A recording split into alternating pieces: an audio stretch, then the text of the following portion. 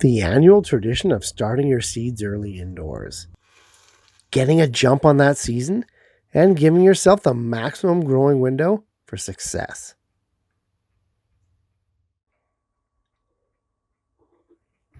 It's truly amazing each and every time that new life springs up from what appears to be nothing.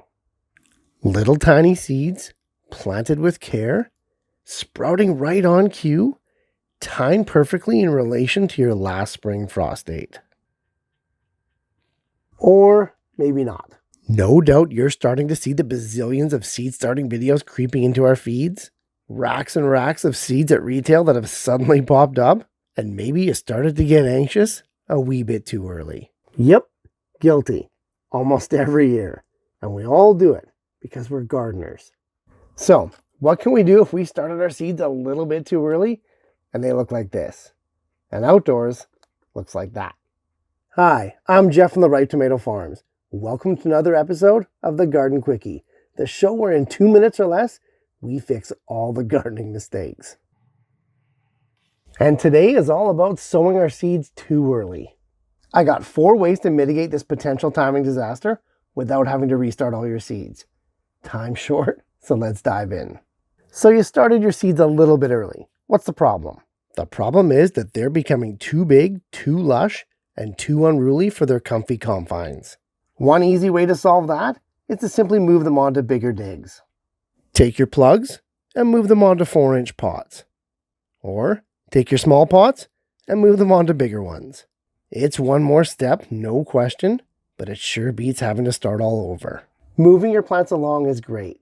It's the ideal scenario. Why would we stop a good thing? The only issue, and it's a big one, is space. This is 100 plugs, 100 little seedlings. And this is 18 of those plugs planted up into the exact same square area.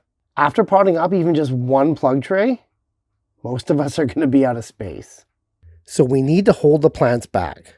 And the first way to do this is temperature.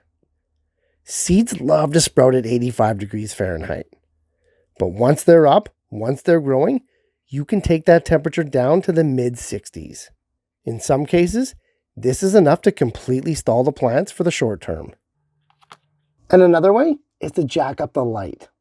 Indoor plants crave light, and they notoriously get long and leggy as they go searching for it. Bring the light closer to your plants, up the intensity, and the day length.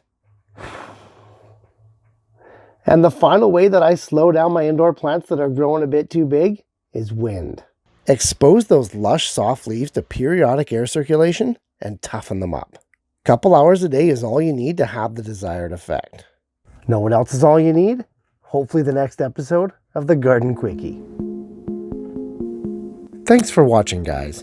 And hey, if Garden Quickies are your thing, be sure to click on this playlist here as we explore and solve more growing issues in 2 minutes or less.